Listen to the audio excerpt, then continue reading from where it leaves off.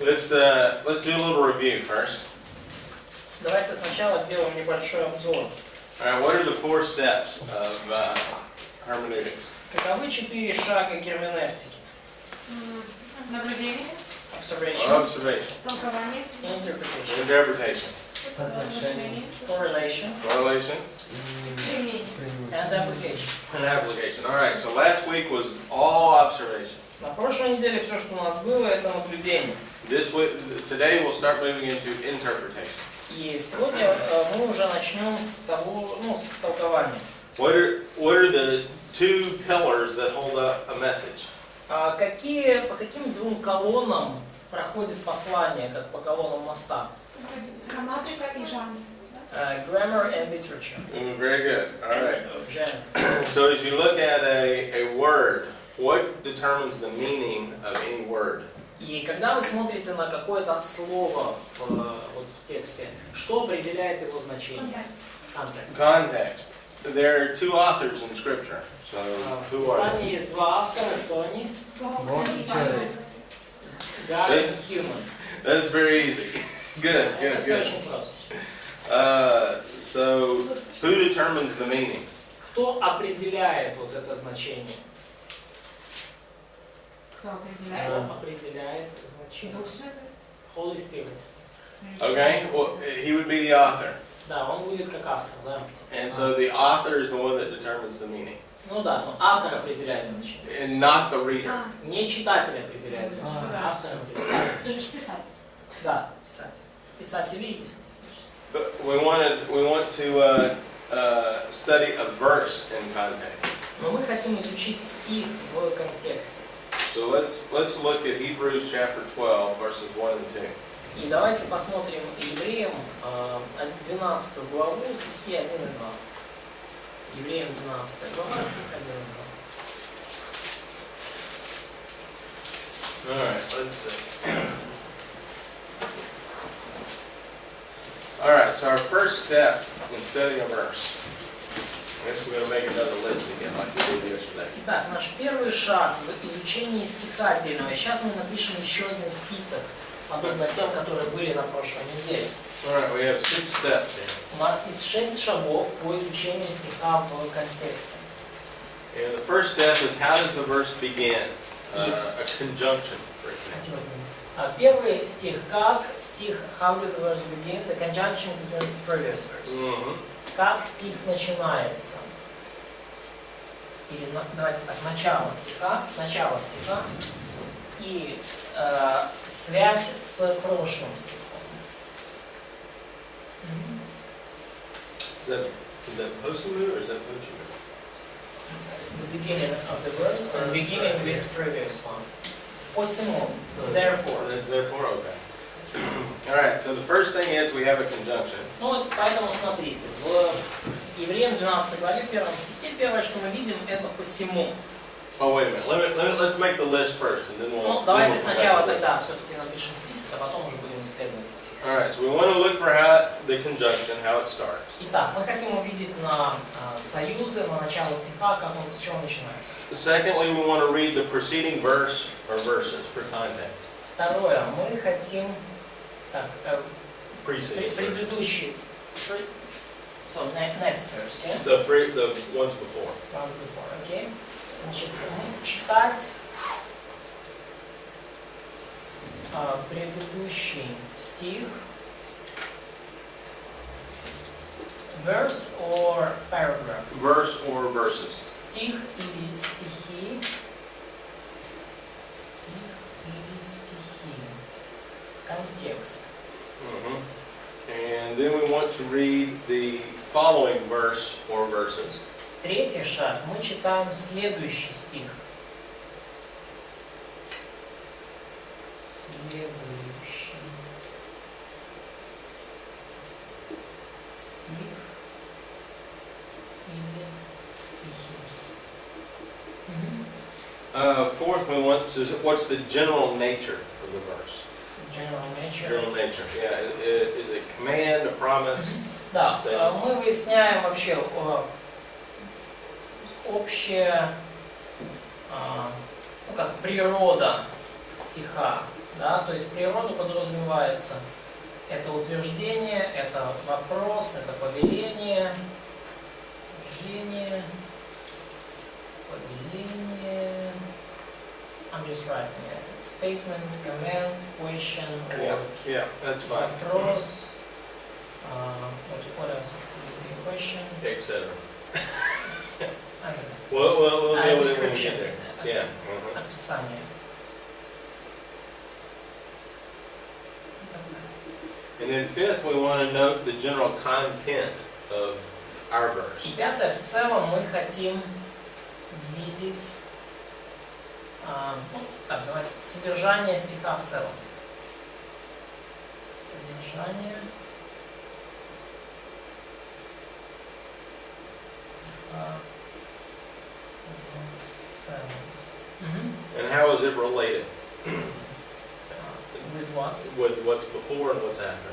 You know, how's that content related? В целом и взаимосвязь с с ближайшим контекстом.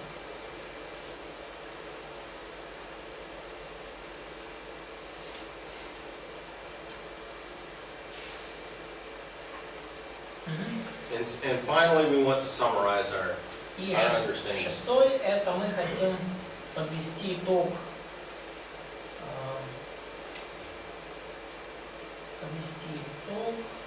суммировать наши. Summarize our understanding is like rephrase verse, or Just summarize what we see. суммировать наблюдение. All right, so let's take an example or two and run through these steps here. Ну, давайте возьмем один-два примера и исследуем, и увидим все вот эти шаги. All right, so our first step is we want to read the verse and see if we find a conjunction. Наш первый шаг – это прочитать стих и увидеть вот эти вот связки с предыдущим. And in this case, we have verses 1 and 2. We have two verses in one. И в данном случае мы видим стихи 1 и 2. У нас два стиха, That's one sentence. которые представляют из себя одно предложение. All right. So y'all go ahead and just read it silently. И возьмите, пожалуйста, прочитайте про себя. Евреям 12, 1-2 стих. Потому что дальше, сейчас мы пойдем по этим стихам, вот через эти все 6 шагов. All right, so the first thing we'll look at is how it's connected, the conjunction. И первое, что мы хотим увидеть, это как стих связан с предыдущими, именно союзом с этим. We begin with therefore. Мы уже начинаем вот с этого посему. So we have an inference from what was said before. То есть у нас есть какая-то отсылка к тому, что было сказано перед этим. Now we want to observe the verse in its context. И теперь мы хотим увидеть стих в контексте. So we want to see, is this verse at the beginning of a paragraph or at the end of a paragraph? Where is this in its own paragraph? Да, и мы хотим увидеть место стиха в его собственном абзаце. Является ли он началом абзаца, концом абзаца? Вот, понятная идея, да? В своем собственном абзаце, да, стих, где он находится. Now in this case, some may take a short paragraph view and look at verses 1 through 3 as a paragraph. И в данном случае кто-то рассматривает как абзац как более короткий, и вот первый, второй, третий стих видит как единый абзац. And this is the way the Greek text is laid out. И именно таким образом построен греческий текст. You have 3 verses. 3 стиха в абзаце. A better way to look at this is probably verses 1 through 11. Но лучший способ, как на это можно взглянуть, это все-таки стихи с 1 по 11, как целый абзац. So verses 1 through 11, we'll take that as the paragraph that this sentence is in. И потому мы все-таки примем в качестве абзаца стихи с 1 по 11. So where is this located within its paragraph? И где наши стихи находятся вот в этом абзаце? In the beginning. So obviously this is at the beginning of the paragraph. Ну и очевидно, что эти стихи находятся в начале абзаца. So now when we look at the previous context, we're going to see how it connects with the paragraph before it. И теперь, когда мы смотрим на предыдущий контекст, мы увидим, как оно связано с абзацем перед этим. Now in this case, what would be the context that comes right before this? Ну и в данном случае, какой контекст мы видим вот перед этими стихами? Какой идет контекст? О чем говорить? А? People of faith, heroes of faith. Very good. So the context is really all of chapter 11. То есть контекстом предыдущим является, по сути, вся 11 глава. We have a long list of examples. Мы видим длинный список примеров. And verse 39 summarizes those examples. It says, all of these having gained approval through their faith. И стих 39, он суммирует все эти примеры и говорит, что все сии свидетельствованные вере не получили обещанного. So that seems to be the context we're dealing with beforehand. И кажется, что это тот самый контекст перед стихом, с которым мы имеем дело. So therefore, the verses after these would be the verses in its own paragraph. И потому стихи после этого будут стихами уже в своем собственном абзаце. So we've got a paragraph here that deals with basically a father's discipline. So the paragraph in general from 1 to 11, то есть весь абзац, с которым мы имеем дело, с 1 по 11 стих, по сути, связан с божественной отцовской дисциплиной. So that sort of gets our mind oriented to where we are. То есть это помогает нам немножко наш взгляд сориентировать на то, вообще где мы. So the verse we're dealing with here is the first verse of a paragraph. И стих, с которым мы имеем дело, стих, первый и второй, это первый стих абзаца. It's connected to the chapter of faith by an inference. И он inference like reason or like conclusion. Therefore, Да, то есть и связан он с предыдущим отрывком о героях веры и связан, как вы видите, такими причинно-следственными или как вывод. In other words, we're going to be drawing a logical conclusion from chapter 11. Да, то есть наш абзац и конкретно наш стих это вот логическое заключение из 11 главы. Да? Понятная идея? Мы это видим через вывод, посему. Now, if you don't have a conjunction, if you look at the beginning of chapter 13, it does not have a conjunction. Ну, и если у вас нету такого вот союза, например, в 13 главу вы смотрите, как начинается, там союза нет. It may take a little bit more time to find the connection. То, может быть, тогда вам понадобится немножко времени, чтобы увидеть взаимосвязь. So, you may have to think about it. Вам придется уже поразмыслить. Authors generally don't just jump around. They usually connect their thought from one to the next. Обычно библейские авторы не прыгают вот так вот с места на место, они связывают свои мысли в тексте через союз. All right, so we've kind of looked at the context. This comes right after a statement of examples of faith. И, мы уже смотрели контекст, да, то есть все это связано с утверждением о героях веры. It begins a paragraph that's related to family discipline. И этим нашим стихом начинается абзац, посвященный отцовской божественной дисциплине. So now let's analyze the verse. И давайте сейчас проанализируем стих. So what's the subject of this verse? Каков субъект, кто является подлежащим в этом стихе? Понятно? Я когда употребляю подлежащий, да, субъект? We. Therefore, since we are surrounded by such a great cloud of witnesses, let us throw off everything that hinders. That's right. So we're going to let us lay aside Да, то есть мы видим, свергнем and let us run. и будем проходить в русском, но в английском бежать, да? So we want to find the main verb, the main То clause. есть мы пытаемся определить здесь главный глагол, сказуемое главное. И, Мы, да, получается? Нет. мы это подлежащее, это субъект. Глагол это свергнем и будем проходить. So what type of sentence is this? И какого рода предложение здесь? Какова природа предложения? Well, I'm saying, is it a simple or a complex? How many main verbs are there? А, That's what I'm getting так, at.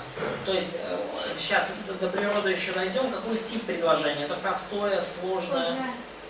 It's complex sentence. Complex sentence. And what are our main verbs? How many do we have? Сложное предложение. Какие наши главные глаголы здесь? Главные подлежащие. Let us throw Okay. И бежим. and let us run. Very good. All Хорошо. right. So what are we going to throw aside? И что же нам надо свергнуть? Время. Everything that hinders И грех. and the sin. Okay. And how are we? And what are we running? So, и что мы бежим? Где мы бежим? Да будет быть. Нашего поприще. We run the race marked out for us. That's right. We're running a race and we're laying aside weight. То есть мы пробегаем наше поприще, наш забег, да, сейчас современно взглянем. So this is the main idea. Да, наш забег, и нам нужно свергнуть с себя все, что мешает, и это основная идея. So who is us? И кто мы? Верующие. Believers. All believers. So the author is including us with him. То есть автор себя помещает в одну категорию с читателем. Now in the book of Hebrews we don't know who the author is, but we'll just call him the author.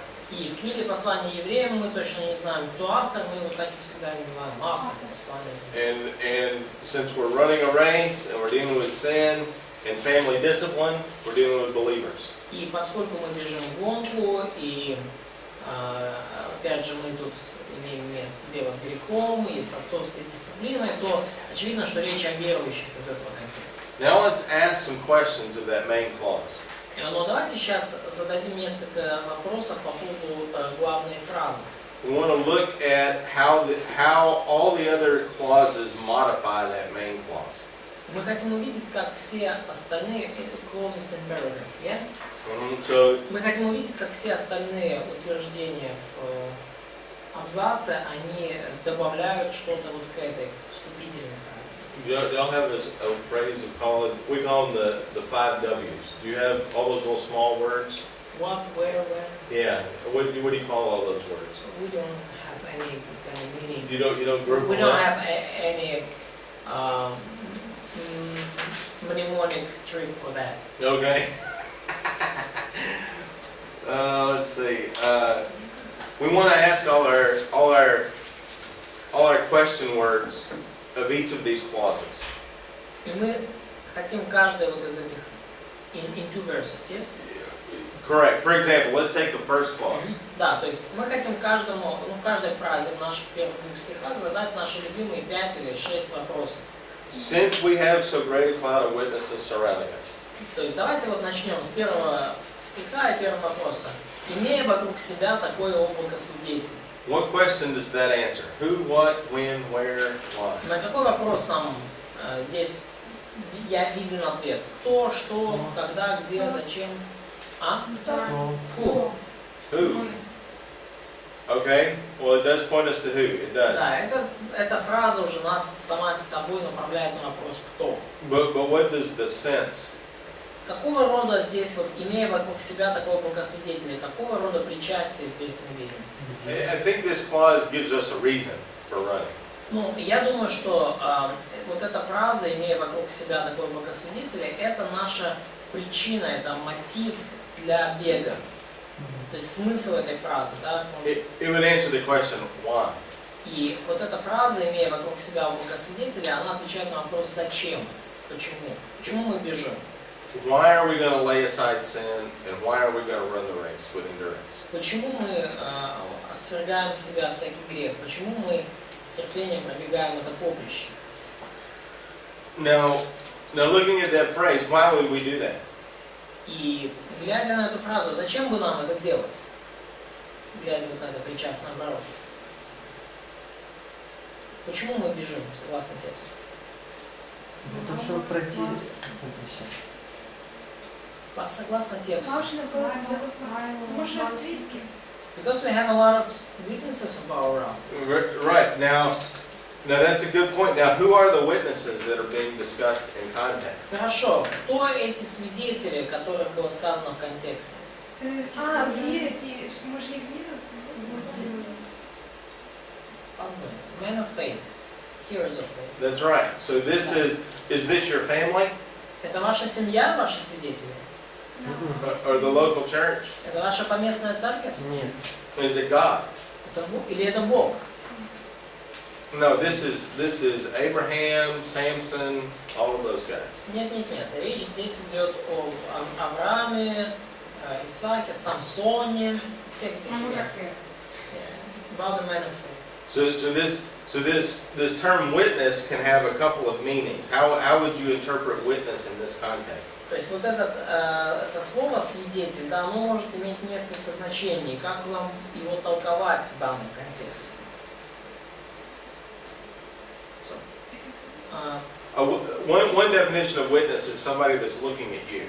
Ну, одно из определений слова свидетеля это тот, кто просто на вас смотрит.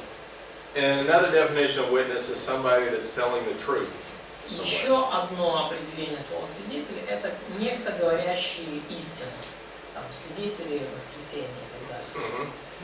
В 39 стихе 11 главы указано о свидетельстве. Все эти свидетельства на вере. Это как свидетельство. No, maybe it's not so clear in English, but in Russian it's like the same word as witness, the same root. These were all commended for their faith. So commended is translated like Commended. Yeah, they were given an honor, given an yes, award. and in Russian it's kind of similar word, but I don't. Maybe it's not. Я думаю, что это такая схожесть корня, схожесть слова, она больше свойственна просто русскому переводу. То есть это не. So the context uses this word as more of an example. Но и здесь в контексте эти люди, да, они больше как пример для нас. So we're surrounded with great examples. Ну, то есть мы с вами окружены замечательными примерами. In Hebrew, I've checked, the word commanded is also martyra. Yeah, here's our word right here, martyra. Yeah. And so that word can have several specific definitions. Yeah, but it just connects chapter 12 with 11. Yeah, that's right. That's the point. Хорошее наблюдение, кстати. Ну, мы проверили в греческой, Сергей, там одно и то же греческое, ну, почти однокоренное греческое слово «мартира». То есть оно связывает две главы. Это хорошее мысль. Хотя, но само слово свидетеля, оно может иметь разные значения. So now we have two main verbs at the end of verse 1. То есть, итак, у нас сейчас в конце первого стиха есть два основных глагола. We identified those. Мы их уже определили. Now let's look at the phrase that follows it. Но давайте рассмотрим теперь фразу, которая следует за этим.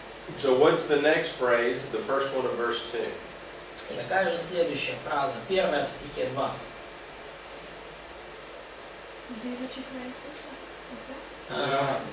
Let us fix our eyes on Jesus. Okay. So what question word does that answer? На какой вопрос нам отвечает вот эта фраза?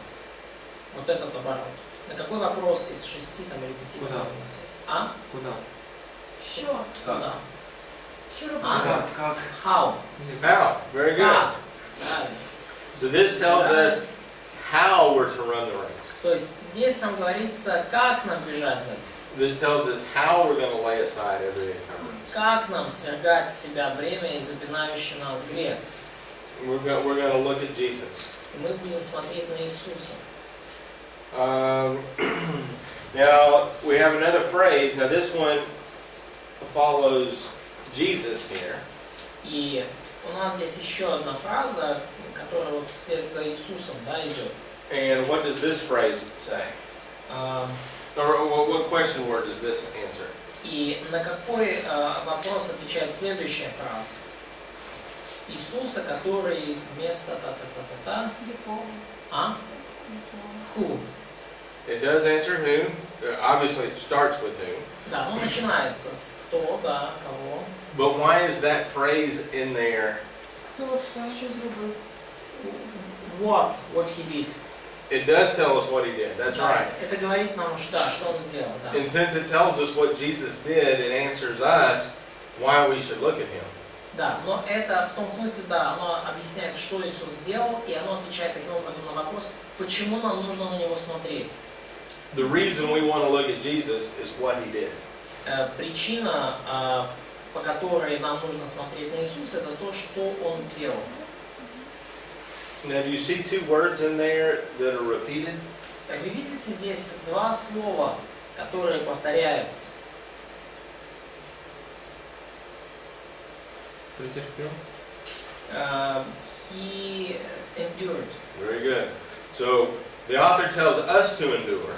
То есть, видите, автор говорит нам, чтобы мы претерпевали. How we're going to endure is looking at Jesus, who also endured. Но как нам претерпевать? Смотреть на Иисуса, который также претерпел. And let's see. And then we have, in addition to what we've already discussed, something else about Jesus. И в дополнение к этому мы здесь видим еще кое-что, что говорится об Иисусе. He is now in heaven. That's correct. So this is after his endurance. После своего претерпевания он воссел на небеса. Now, can you see a relationship with the main verb in that statement? Видите ли вы связь с главным глаголом в этом утверждении?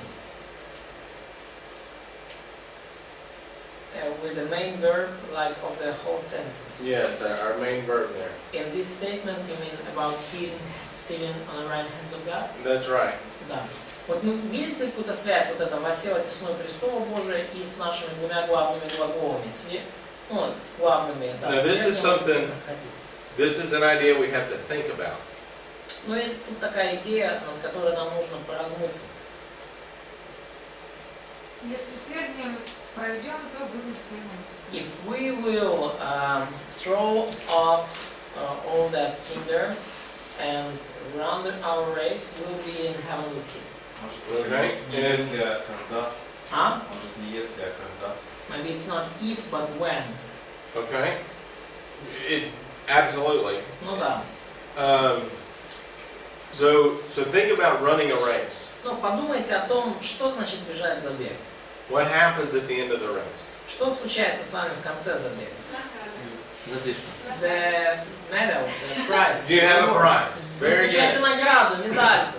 All right. So we have in our mind the concept of running a race, winning a prize. То есть у нас должна быть вот в уме вот эта концепция. Yeah. Бежать забег и в конце получить медаль. Now, to help us run the race, we're to look at Jesus. Но для того, чтобы пробежать забег, нам нужно смотреть на Иисуса. So what part of running the race, winning the prize, is this last phrase? What part of running race, winning the prize? Yeah. Well, this last phrase of the verse. Вот к какой части забега, да, пробежать дистанцию либо получить приз относится вот последняя фраза, одесную престола Божия. К чему оно относится? К забегу или к призу? To the winning the prize. That's right. So this is Jesus winning the prize. То есть мы видим Иисуса, который выиграл приз, медаль, гонку.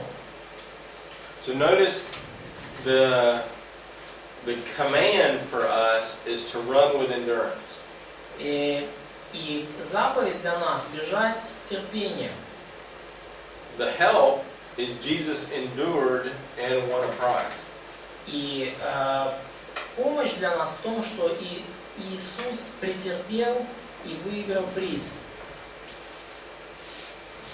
All right, so now we want to look at this. So we've worked our way through all the clauses. То есть мы с вами вот так проработали все фразы этого стиха, этих двух стихов. Now we want to take a look and see what's the general nature of the verse right here. Но теперь нам нужно перейти к пункту 4. Общая природа стиха, то есть что этот стих собой представляет. So are there statements of fact or statements of truth in this verse? Есть ли в этом стихе какие-то утверждения о фактах, об истине? Да. Ну, мы говорим о стихе, говорим об обоих, да? So what kind of fact Yes, yeah. is brought to our attention? Каким фактом автор привлекает наше внимание? Jesus endured the cross. Okay, that's a fact. That's Это right. факт, да. And what else? Что еще? Облако свидетелей. The cloud of witnesses, he is at the right hand of the throne of God. Okay, that's two additional facts. So there is a great cloud of witnesses, Да, есть великое облако свидетелей. and also Jesus has sat down at the right hand of the Father. И также Иисус воссел одесную престола Божия. So these are statements of fact that are found in these verses. То есть это вот все здесь утверждение о фактах, которые мы видим в этом стихе. Just looking at the general nature, is there a question in this verse? И давайте посмотрим на общую природу стиха. Есть ли здесь вопрос? Нет. No. Good. No, there's not.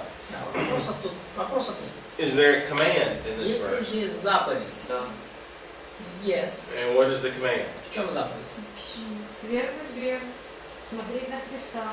Throw off everything that hinders, look at Jesus, Это повеление. persevere in Давай, faith. повеление. There's two commands: lay aside and let us run. Ну, две заповеди. Если так. Свергнуть и проходить. Свергнуть и проходить, ну буквально пробегать. То есть в современном оно лучше сказано, сейчас, секундочку, в современном сказано как, Побежал. да, будем терпеливо преодолевать отмеренную нам дистанцию. Very good. Now, А это потому что смысл забега, да? Да, образ забега. В радостной вести, как бежать предстоящий нам забег с терпеливой историей. То есть образ здесь именно забега.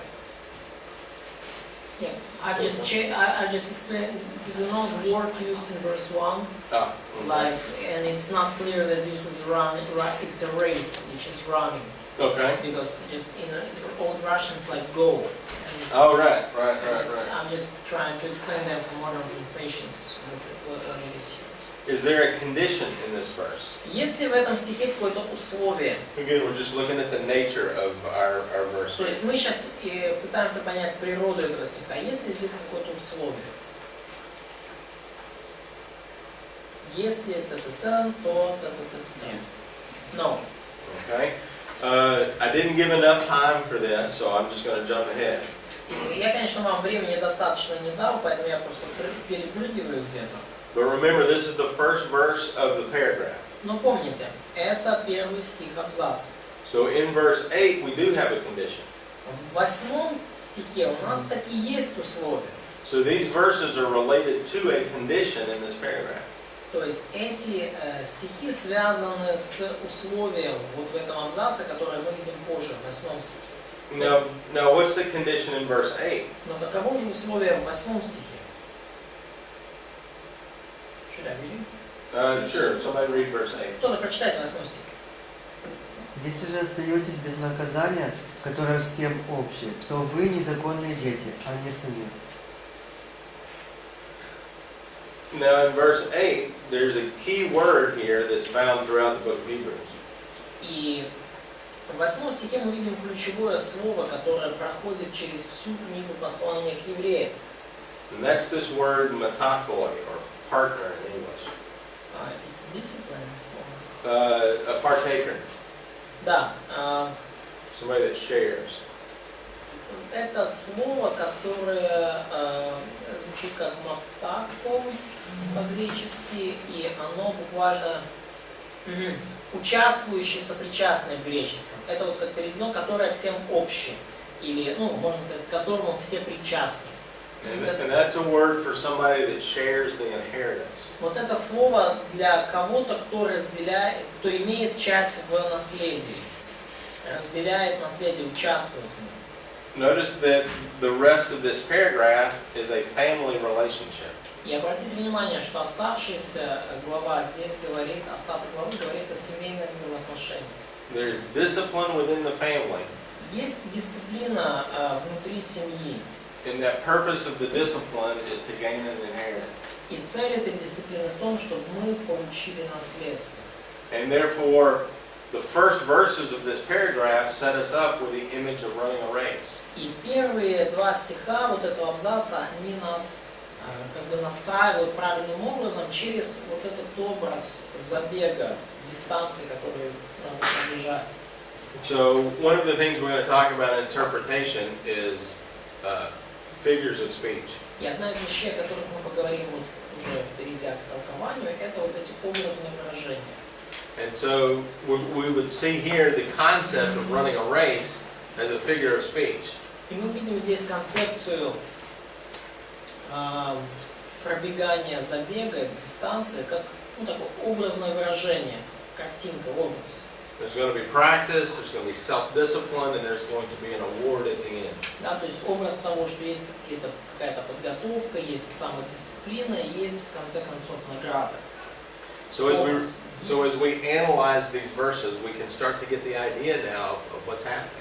И когда мы анализируем эти стихи, то мы начинаем понимать вообще идею того, что происходит. All right, so now let's finish this up here pretty quick here. И давайте быстренько эту схему закончим. We want to put this together in context. Нам нужно все это вместе собрать в контексте. So we have a cloud of witnesses. Who are they again? У нас есть облако свидетелей. Кто они, опять же? Мужчины. They are heroes of faith. That's right. Those are Old Testament believers in chapter 11. Да, это ветхозаветные верующие, о которых сказано в 11 главе. And what's their purpose? Какова их цель? Свитками быть. To be witnesses. They're witnesses in what way? How does this help us out? Каким образом нам помогает? Пример для нас. Their example. Very good. They're examples to encourage us. Это пример, чтобы нас ободрить. Let us lay aside every weight. Итак, свергнем с себя всякое бремя. This is a figure of speech, so how would you interpret this? Это образная фраза. Как нам ее толковать? Все, что мешает нам жить по вере. So everything which hinders us in our faith. Right. Think about going running. Подумайте о вообще, что такое вот бежать. Would you wear this if you went running? Рюкзак оденете, Shave your head. Swimmers, shave your head. то есть вы бреете голову, да. Много чего, да. See, in the army, bad soldiers, we put rocks in their backpack, so they carry more. Да, то есть в армии во время тренировочных забегов туда наоборот в рюкзак тебе накладывают камней. Ты с ними бежишь. And so the command here is get rid of sin, because sin is like a backpack when you're running. И заповедь здесь это избавиться, свергнуть с себя грех, потому что грех это как такой булыжник в рюкзаке. Now in context, what is the sin that entangles us? Но в контексте, что это за грех, который запинает нас? Notice it's singular. Обратите внимание, что здесь в единственном числе грех. Again, think back to chapter 11. What would the sin be? И опять же, помните Неверие. о 11 главе, какой там был грех? В 11. Да, помните 11 главу. О каком грехе речь в контексте 11 главы? Disbelief. Disbelief. Неверие, правильно сказал. Perfect. So that's the sin that we want to get rid of. Это тот самый грех, от которого нам нужно избавиться. And that sin is not trusting God for the events of your life. И это недоверие Богу в событиях вашей жизни. So fixing our eyes on Jesus. И сказано дальше, чтобы мы взирали на Иисуса.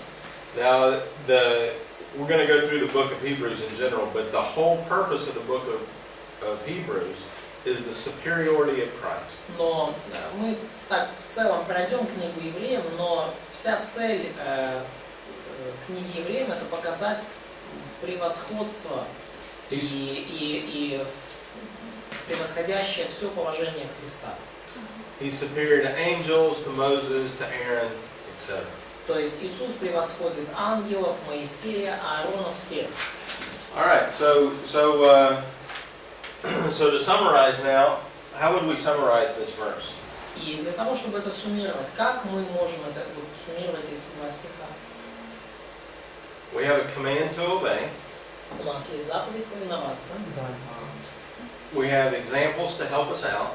У нас есть примеры, которые нам могут в этом помочь. And our focus is our Savior. И наша цель, наш Спаситель.